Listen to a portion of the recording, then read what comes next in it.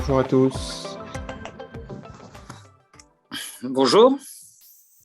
Bonjour, bienvenue pour ce Let's See Why de la semaine. C'est le petit moment où on se retrouve tous ensemble et où on se dit le week-end n'est pas trop loin. Voilà. Donc, on attend encore 2 petites minutes, enfin une petite minute. On a des collègues qui nous rejoignent. Et aujourd'hui, on a le plaisir d'accueillir Alex Portal. Bonjour. Voilà, bonjour.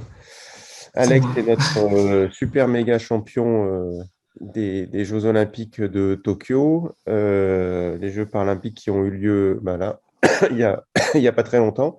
Je sais que vous avez été nombreux à suivre Alex sur place. Une seconde. Voilà, je sais que vous avez été nombreux à suivre Alex pendant les compétitions et on est vraiment ravis de l'avoir avec nous. Alex, je vois Claire Pinette est dans la classe prépa, la CUPGE que nous avons, qui a en plus eu des très très beaux résultats cette année. Et Alex était en première année l'année dernière et passe en seconde année. Voilà. Et donc, sans plus tarder, Alex, je te passe la parole pour que tu nous parles de cette aventure extraordinaire. Oui, parfait. Bonjour à tous déjà. Je vais faire un petit partage de mon PowerPoint. Voilà. Je ne sais pas si vous voyez bien. Hop Est-ce que là, vous ça y voyez est. mon PowerPoint? Oui, on le voit très bien. On voit des belles images. Ok. Mais parfait. Alors, du coup, déjà, merci de venir pour écouter ce que j'ai à vous raconter sur Tokyo.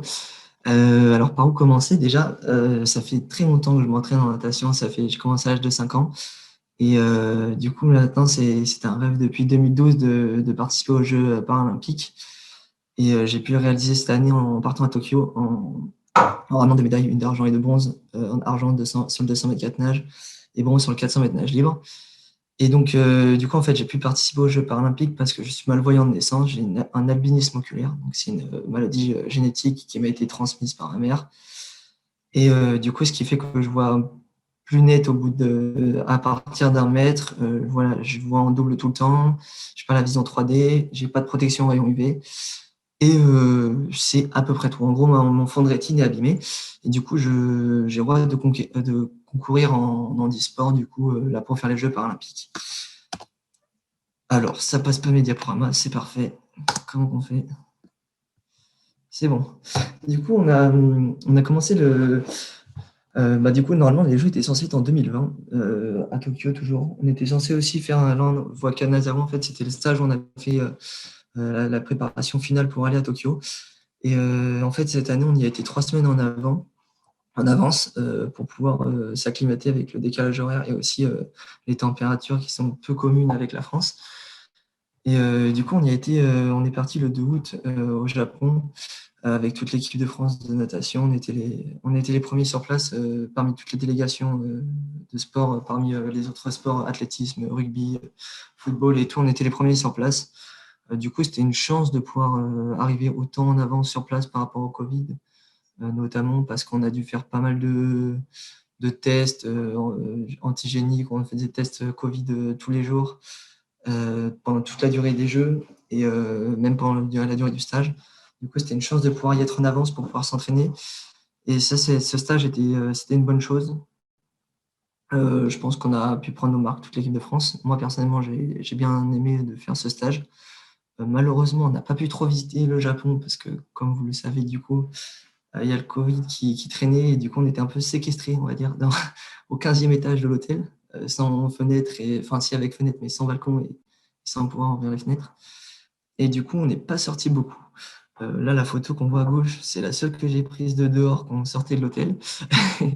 Et sinon, on n'a pas fait, on s'est entraîné matin et soir pendant 3 semaines pour préparer les Jeux. Et bon, en fait, ma préparation ne dure pas seulement sur le dernier mois. C'est fait, du coup, comme je disais tout à l'heure, 14 ans que je m'entraîne. L'année dernière, je m'entraînais 10 fois par semaine, cette année aussi. Donc, c'est 10 fois par semaine dans l'eau et 3 fois par semaine hors de l'eau. Du coup, ça fait un gros programme avec les études à côté, mais c'est faisable. Enfin, j'ai réussi en tout cas à le faire l'année dernière et de faire les résultats que j'espérais au jeu. Donc voilà. Et les Japonais sont très gentils. Kanazawa, on a été très bien accueillis. On a pu voir des plongeurs japonais. On a pu quand même goûter à quelques spécialités locales, le riz, les sushis, pas mal de choses. Donc on a fait des activités par rapport à la feuille d'or. En fait, Kanazawa, c'est la ville de la feuille d'or. Du coup, on a pu participer à pas mal d'activités, c'était pas mal. Et après, on s'est rendu le 20 août sur le village olympique. Du coup, le village olympique ou paralympique, c'est à Tokyo. C'est là où sont réunis tous les athlètes de tous les pays différents qui sont sélectionnés au jeu. Et du coup, en fait, on est logé dans un grand village avec plein de bâtiments que les nations doivent louer. Du coup, nous, on était, en fait, les bâtiments, ils faisaient 15 étages. On était au 8e et au 7e étage avec toute l'équipe de France, tous les sports confondus. Et en fait, le village est vraiment immense. Il y a tout dedans. Ça, c'est ce qui m'a le plus marqué des jeux. C'est qu'il y a une salle de musculation énorme. J'ai jamais vu une salle de musculation aussi grande. Il y a des allées de machines pour faire du cardio, des 30 bancs de développé couché. Tu te demandes à quoi ça sert. Mais, mais en tout cas, c'est impressionnant à voir. Et pareil pour la restauration. Faut faire attention parce qu'en fait, là-bas, au jeu, tout est gratuit pour les athlètes. Du coup, on a le droit de manger ce qu'on veut. Il y a de tous les pays différents. Ça va du végétarien au halal en passant par le pays, la nourriture asiatique, italienne, française. Du coup, il faut faire attention à ce qu'on mange parce que bon, prendre 3 kilos avant la compétition, c'était pas l'objectif. Et du coup, finalement, ça s'est bien passé. Enfin, de manière, là, c'était vraiment les 5 derniers jours avant d'entamer la compétition. Mentalement, j'étais dans quelle disposition, j'étais prêt. J'étais moins stressé, j'étais pas tellement stressé, moins qu'au championnat du monde en 2019 à Londres, où là, bon, du coup, j'étais plus jeune, mais j'avais vraiment un stress énorme pendant ces championnats du monde. Et là, ça s'est plutôt bien passé. On a pu s'entraîner, découvrir le bassin d'entraînement, le bassin d'échauffement et le bassin de compétition. Parce qu'il y avait 3 bassins de 50 mètres, c'était vraiment énorme, un complexe énorme. Il y avait 16 000 places dans les gradins, bon, vide malheureusement à cause du Covid, mais c'était vraiment impressionnant en fait. Ce que j'ai retenu aussi, c'est en fait la piscine était construite exprès pour les Jeux. Donc, c'est-à-dire que normalement les piscines quand on va en compétition, elles sont construites pour des enjeux sociétaux et pour la ville ou pour le sport. Mais du coup, la compétition est organisée par rapport à l'architecture de la piscine. Tandis que là, la piscine est architecturée par rapport à la disposition de la compétition. Et du coup, c'est vraiment impressionnant à voir. Quand on rentre, les couloirs, ils sont super bien. Tout est millimétré. On a l'impression que en fait, c'est fait pour ça. C'est énorme. C'est la plus belle piscine que j'ai vue de ma vie. Il y a aucun bruit sur le bord du bassin. Quand tu rentres, tu t'entends juste les gens qui s'entraînent dans l'eau. En fait, tout est insonorisé et tout est bien éclairé pour les médias. Et c'est vraiment impressionnant. Et du coup, pendant la compétition, ça change pas mal de choses de nager dans ce bassin-là parce que en fait, bah, tu te rends compte que là, tu vas vivre ton rêve, tu vas nager pour ton rêve et qu'il faut tout donner pour réaliser son rêve. Et du coup, voilà, moi j'ai commencé ma compétition du coup comme le 25 août. J'ai pas pu faire la cérémonie d'ouverture le 24 parce que du coup, je nageais à 9 h le lendemain matin. Et du coup, c'était pas dans le programme de se coucher à 3 h du matin. Et du coup, j'ai commencé par le 100 mètres papillon. Le 100 mètres papillon, j'ai fait 4e, 1 centième. Ça a commencé pas très bien. 4e, 1 centième, je pense que c'est la pire place qu'on peut faire, surtout pour commencer des jeux. J'étais dégoûté, surtout que le temps, mon meilleur temps, c'était 57 secondes 00. Là, j'ai fait 57 secondes 12. Du coup, c'est-à-dire qu'avec mon meilleur temps, je serais monté sur la boîte. Et malheureusement, ce n'est pas arrivé. Mais bon, c'est le sport. Et il a fallu que je me remobilise. J'ai appelé mes parents, mon coach, mon préparateur mental, tous ceux qui m'accompagnent au quotidien. J'ai reçu beaucoup, beaucoup de messages sur les réseaux sociaux pour m'aider, pour me réconforter, me dire qu'il restait beaucoup de chemin, parce qu'il me restait 4 nages à Tokyo. Et donc, du coup, ça m'a permis de me ressaisir pour faire mes nages suivantes. Et aussi, ce que je me suis dit après le sans papillon, c'est le lendemain. En fait, ce qu'il faut savoir, c'est que quand on fait une médaille au jeu, l'État nous verse une prime. Du coup, c'est 65 000 euros pour la médaille d'or, 25 000 euros pour la médaille d'argent et 15 000 euros pour la médaille de bronze. Et le lendemain matin, quand je me suis réveillé, en fait, quand j'ai touché au 100 mètres papillon, j'ai pensé à mes parents d'abord. Je me suis dit, bon, très déçu pour eux, je voulais leur offrir une médaille pour ma première course. Mais le lendemain matin, quand je me suis réveillé, je me suis dit, le temps, c'est vraiment de l'argent quand même, c'est relou, c'est chiant, c'est comme ça. Mais du coup, 15 000 euros qui sont filmés, on nage pas pour l'argent, mais ça fait quand même toujours plaisir. Et du coup, voilà, c'est ça, un centième, 15 000 euros, un centième, une médaille. C'est dur à avaler, mais c'est passé parce que ensuite mes nages se sont bien déroulés. Comme avec le 400 mètres nage libre, où là on peut voir, du coup, on voit pas très bien ma médaille en bas à gauche.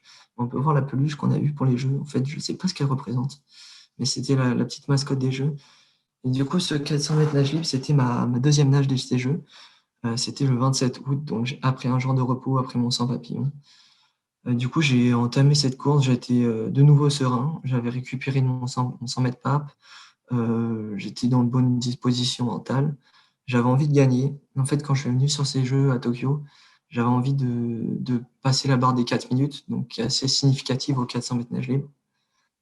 Du coup, pour vous, ça ne va pas vous dire grand-chose parce que vous nagez pas trop, mais pour un nageur, ça c'est significatif cette barre. Et mon meilleur temps, c'était 4 minutes 2. Du coup, c'était atteignable, c'était dans mes objectifs. Et malheureusement, ça ne s'est pas passé comme prévu. Le matin, je fais en série, mon temps il est 4,11. C'est vraiment très mauvais. Du coup, là, j'étais vraiment dépité. J'étais en mode, bah, je ne sais pas ce qui s'est passé, je ne sais pas ce qui ne va pas. Faut réussir à se remobiliser pour la finale. C'était un peu mon état d'esprit au moment des séries. Et voilà, ça c'est. L'après-midi est passé, on a fait la sieste pour récupérer pour la finale. Et à la finale, je suis arrivé, j'étais prêt, à l'échauffement, j'étais très très bien. Et je ne sais pas pourquoi ça n'a pas marché non plus en finale. Enfin, j'ai fait un meilleur temps avec 4 minutes 6 et je fais la médaille de bronze. Donc c'est ma première médaille paralympique, c'est quand même quelque chose d'énorme. Mais sur le moment, je n'ai pas réussi à la savourer complètement parce que j'étais très déçu, très très déçu vraiment de la performance que j'ai faite, surtout que le podium se jouait en 3 minutes 58 pour la première place et 4 minutes 2 pour la deuxième place. Donc j'aurais pu arracher une médaille d'une meilleure couleur.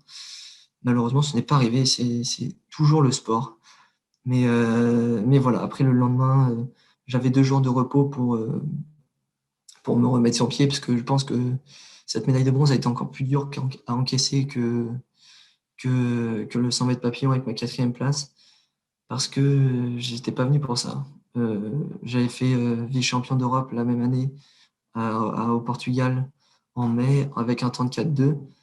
Et là, je fais 4,6. Donc c'était vraiment décevant pour des Jeux, mais la médaille est là. Donc c'est ce qu'on retiendra dans quelques années que j'ai fait podium sur ces Jeux.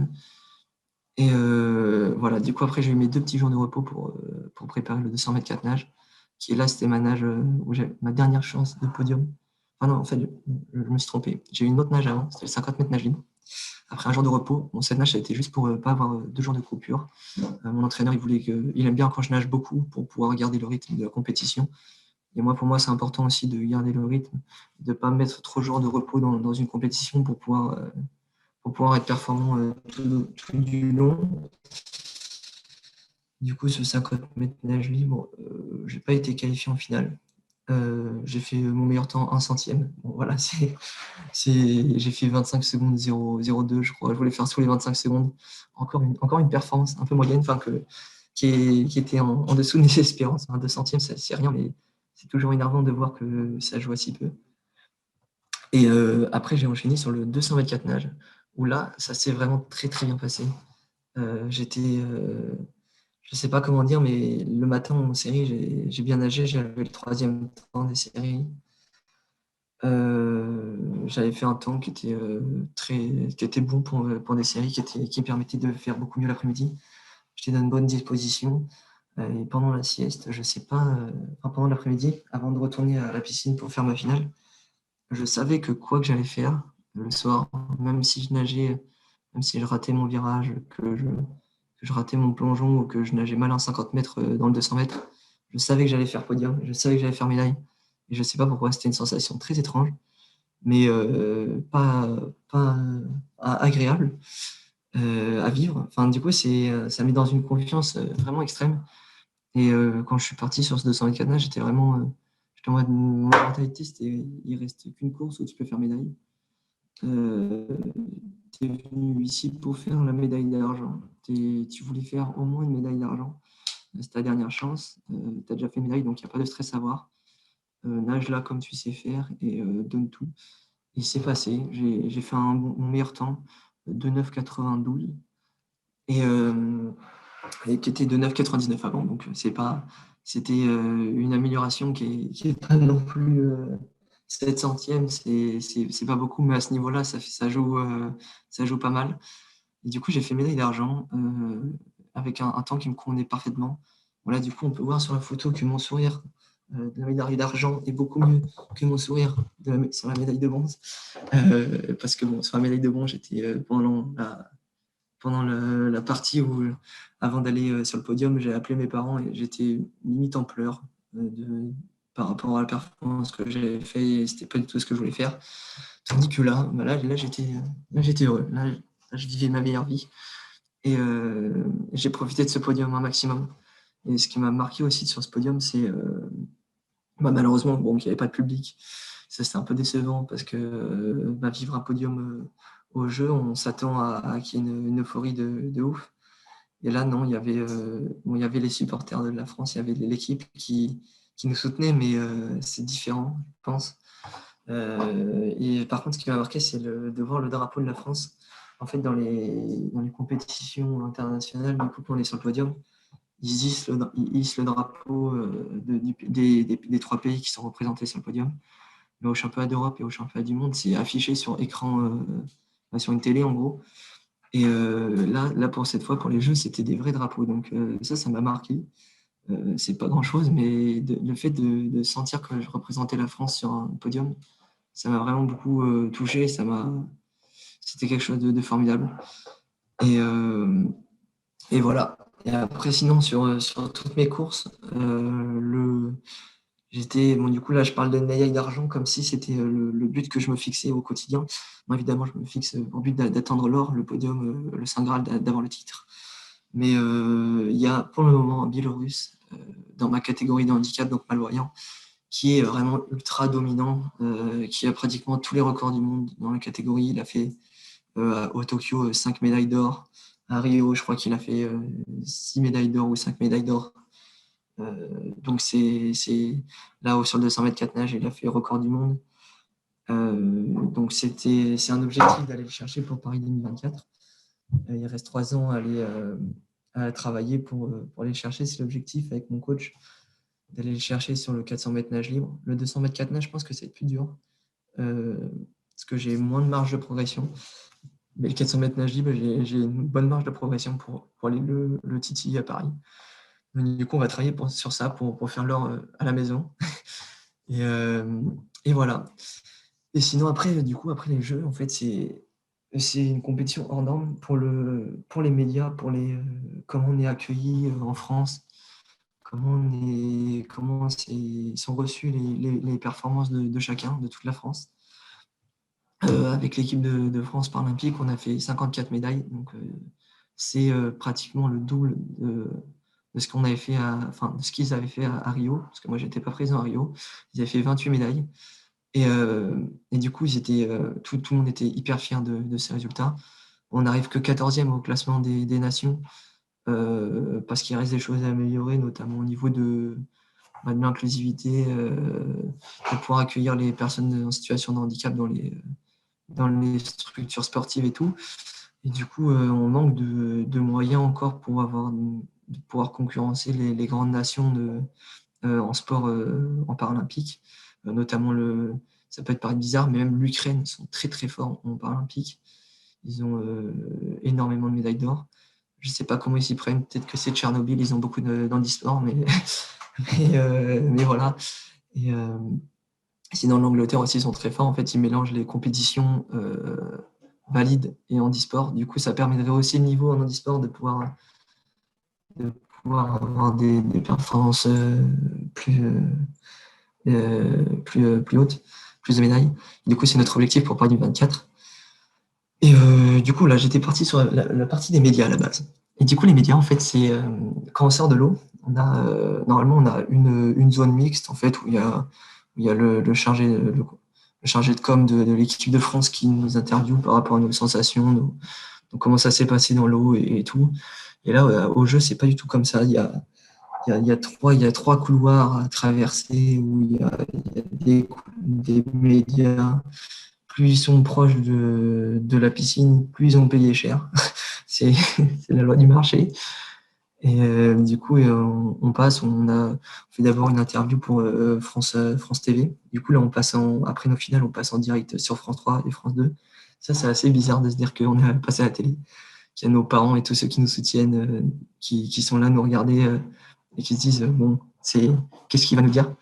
Et ça, c'est une expérience qui est assez formidable. Et après, on a aussi d'autres interviews avec l'équipe, où ils font des articles aussi sur les résultats des finales. Et du coup, on passe vraiment beaucoup de temps dans la zone mixte, dans la zone média après la course. Je pense que c'est une trentaine de minutes, ou peut-être 20. Et après, on s'en va, quand on fait podium, direction, on va chercher nos tenues de podium, notre accréditation pour pouvoir prouver qu'on est bien à l'ex-Portal, par exemple. Et après, on se rend au podium. Là, on attend. Les Japonais nous félicitent, ils nous applaudissent. Ils sont super gentils, vraiment. Et après, on vit le podium à 100%. Et après le podium, on retourne aux médias pendant aussi une dizaine de minutes, où on repasse en direct sur France TV. Et là, du coup, on montre la médaille.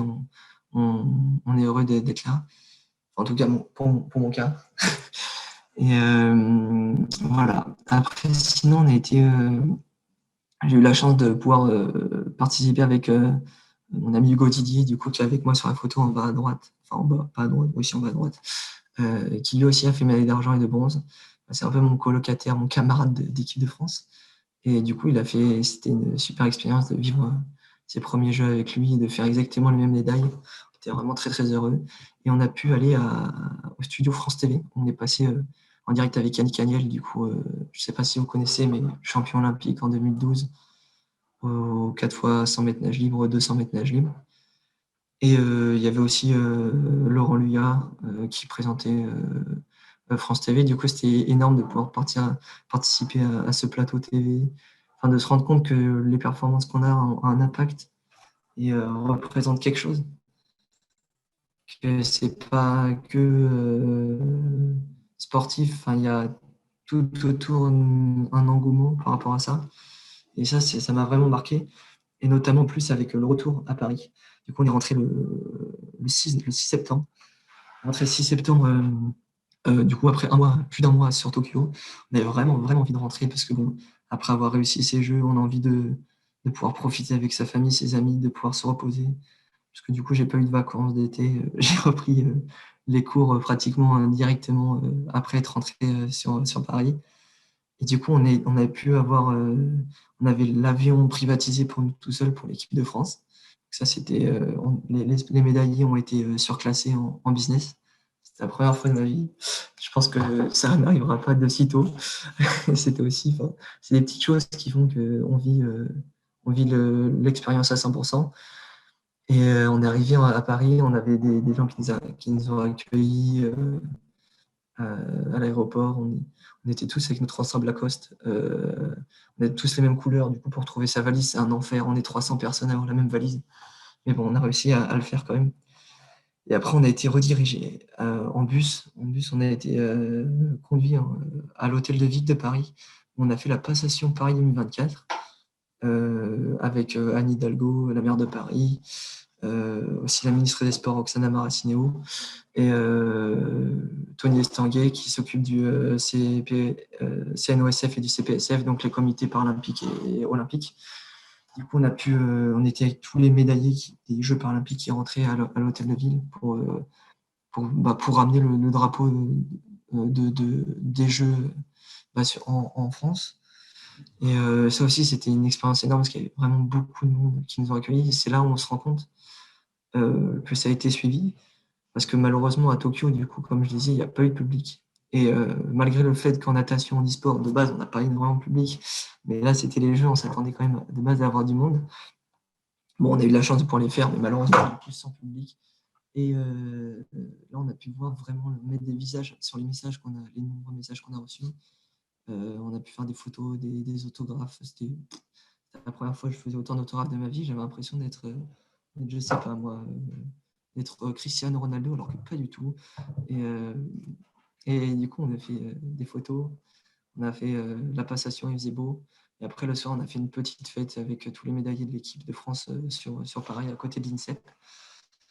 Et franchement, c'est toutes ces petites étapes qui rendent les Jeux beaucoup plus, comme une compétition beaucoup plus impressionnante que les autres.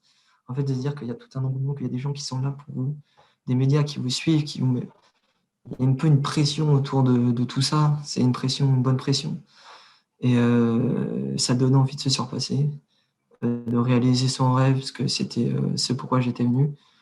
Et, et voilà. Donc, après, sinon, ouais, j'ai pas parlé de la cérémonie de fermeture qu'on a pu vivre, parce que du coup, j'ai pas pu faire celle d'ouverture, mais j'ai pu faire celle de fermeture. Le stade est énorme, 75 000 places, c'est en gros le Stade de France.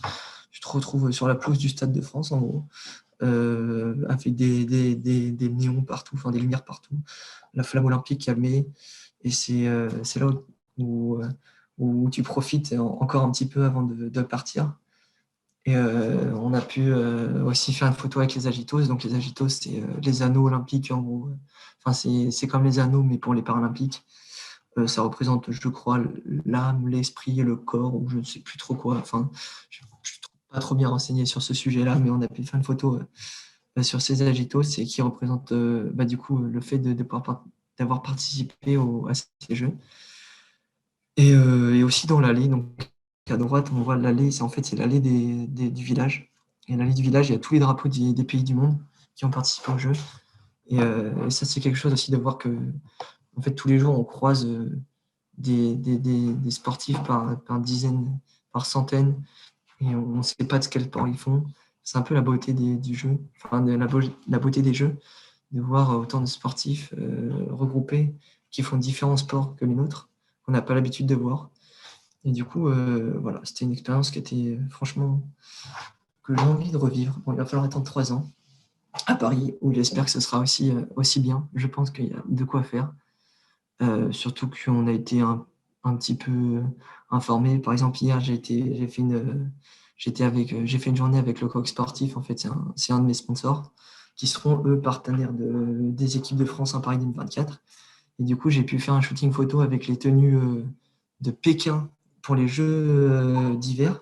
Parce qu'en fait, ils voulaient faire pour le slogan une seule et même équipe, les sportifs des Jeux d'été qui font des photos avec les tenues des sportifs des Jeux d'hiver, et l'inverse, les sportifs des Jeux d'hiver qui font des photos avec des tenues des Jeux d'été.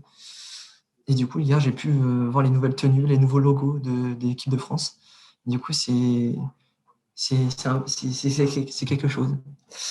Et je ne sais pas si vous allez bien la voir, mais j'ai ramené ma médaille. Alors, j'ai ramené que celle d'argent. En fait, dessus, il représente quoi? Il y a le soleil levant du Japon. Il y a écrit en braille pour les aveugles. Il y a écrit Tokyo 2020 Paralympic Games. Et après, derrière, il y a les fleurs japonaises qui sont représentées. Alors, je ne m'y connais pas trop en botanique, mais voilà, ça doit être des cerisiers sûrement. Voilà, mais là, il est très très lourde, donc du coup, vous ne pouvez pas la toucher malheureusement. Mais voilà, c'est toujours un plaisir. On a même une super boîte en bois pour le ramener. Et voilà. Je ne sais pas si j'ai d'autres choses à raconter dessus. Je pense que si vous avez des questions, Ouais, j'écoute. je crois qu'il y Comme ça, a, je pourrais rajouter des choses. il y a des questions en tout cas. Merci Alex pour ce petit tour d'horizon là de comment tu as vécu cette expérience extraordinaire. Et puis à nouveau bravo pour les deux médailles. On avait bien suivi le drame du 1 centième de la quatrième place à la première course. Et voilà, mais ça s'est quand même plutôt bien passé juste après. Alors, d'abord, je salue aussi, tout à l'heure, j'ai salué Claire Pinette, mais je salue aussi Yannick Parent qui s'occupe de la mission handicap et de l'accueil des étudiants en situation de handicap. Et on a une question d'Adrien Chérif qui dit quand il y a une journée qui n'a pas d'activité, est-ce que une journée de repos, est-ce que ça veut dire rien de rien ou bien quand même un petit peu d'entraînement? Pendant ma préparation, quand je m'entraîne à l'année, en fait, j'ai qu'un jour de repos, c'est le dimanche. Et là, souvent, je fais rien de rien, ou alors je vais me balader, je fais pas grand-chose. Et sinon, pendant Tokyo, non, on a nagé vraiment les 3 semaines, 3 semaines du lundi au dimanche. On a eu un jour de repos où on a fait des activités japonaises. On a fait de l'origami, du bilboquet, de la feuille d'or, parce que Kanazawa, du coup, c'est la ville de la feuille d'or. Et on a fait du katana aussi. Katana en plastique, bon, c'était pas mal, c'était une bonne expérience. Et sinon, non, quand c'est des jours de repos, non, on essaie de prendre du repos. C'est quand même important, surtout quand on fait autant de sport. C'est important, ça fait partie de la préparation aussi de se reposer, de pouvoir reposer son corps, son esprit. Et voilà, non, mis à part là, le fait de ne pas avoir de vacances pendant 2 mois, tout va bien pour l'instant, je tiens la route. D'accord. Et du coup, est-ce que chez nous, peut-être que Claire peut répondre aussi, il y a une- un accompagnement particulier pour les cours? Comment est-ce que ça se passe Carrément. dans l'année? L'université me permet du coup de pouvoir suivre mes cours un peu comme je l'entends, enfin, selon mon emploi du temps, en faisant le maximum. J'essaye d'être présent au maximum. En fait, souvent, je nage de 5h30 à 6, non, de 6h30 à 8h. Après, je vais en cours, je vais à l'université et après, je repars le soir pour aller nager de 18h à 20h. Enfin, en tout cas, l'année dernière. Cette année, ce sera un peu plus tôt les entraînements. Mais du coup, l'université ouais, me permet de pouvoir rater des cours si j'en ai besoin pour aller à l'entraînement, pour pouvoir préparer ces jeux, pour pouvoir préparer même pas que les jeux, les championnats d'Europe, les championnats du monde, toutes les compétitions tout au long de l'année. Du coup, ça, j'en suis vraiment reconnaissant. Même si j'ai besoin si un jour je peux pas être là pour un contrôle et tout, ils ont toujours fait en sorte de pouvoir soit me dispenser, soit de pouvoir me le faire rattraper plus tard.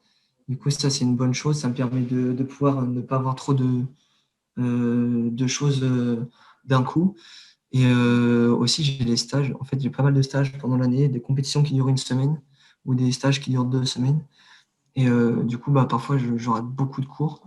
Et du coup, en fait, j'ai aussi quelqu'un dans ma classe qui me permet aussi, avec mon handicap, de m'envoyer les cours quand je suis pas là ou quand j'arrive pas à voir au tableau. Du coup, ça, c'est un grand moyen d'aide pour pouvoir préparer les contrôles et les examens et pouvoir suivre l'année correctement. Euh, voilà, après, je pense à l'année dernière, par exemple, les partiels de deuxième session étaient pendant mes championnats d'Europe. J'ai discuté avec Madame Pinette, elle m'a tout de suite dit que c'était OK pour faire les partiels pendant les rattrapages et que ça compterait comme mes partiels normales pour moi. Et du coup, j'ai pu faire mes championnats d'Europe et faire 4 médailles. Du coup, c'était vraiment une super chose et vraiment merci. Et voilà, j'essaie de tenir au mieux le rythme. C'est pas parce qu'il y a des aides de l'université et aussi des aménagements côté natation que c'est facile tous les jours. Mais on fait au mieux et tout le monde me soutient dans mon projet. Tout le monde m'aide à que ça se passe au mieux. Si j'ai des questions ou des doutes, tout le monde m'aide à y répondre. Les professeurs et les enseignants me permettent d'avoir les cours en avance en format en PDF ou des choses dans le genre, donc en format agrandi aussi. Donc ça me permet de pouvoir suivre l'année du mieux possible, malgré des entraînements trop nombreux. Ouais. Alors, il y a Adrien Chérif qui nous dit dans le fil discuté que la LP, métier du tourisme international, travaille étroitement avec une asso française qui s'appelle la Page IH Mhm. sur l'accompagnement des personnes handicapées et l'accessibilité à les sites, etc., dans le cadre des JO 2024.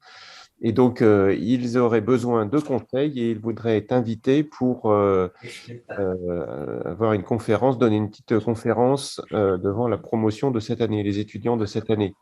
Est-ce que tu serais partant?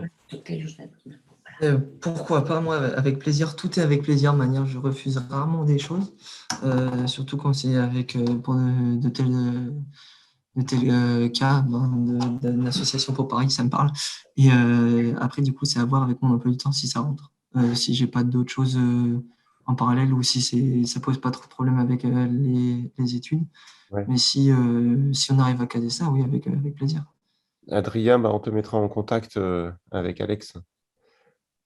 Voilà. Parfait. Ok. Eh ben, écoutez, je pense que on arrive au bout de notre séquence. Ça passe vite, hein. On a déjà débordé de quasiment 10 minutes. Pas tout à fait. Ouais, je suis trop long. Non, non, voilà, ça nous faisait vraiment plaisir On avait vibré en direct, alors en direct avec le décalage horaire quand même, mais Ouais. pendant voilà, que ça se passait, on était tous derrière toi, et puis on était heureux de pouvoir partager ça en direct pendant ce petit temps de Let's See Why. Voilà. Ouais, merci. Ouais, je voulais vraiment remercier pour m'avoir suivi autant. C'est vraiment, ça fait vraiment plaisir. Et j'espère qu'il y en aura d'autres. Vous pourrez suivre autant. Et où j'espère on pourra tous être fiers de ramener des médailles à la maison.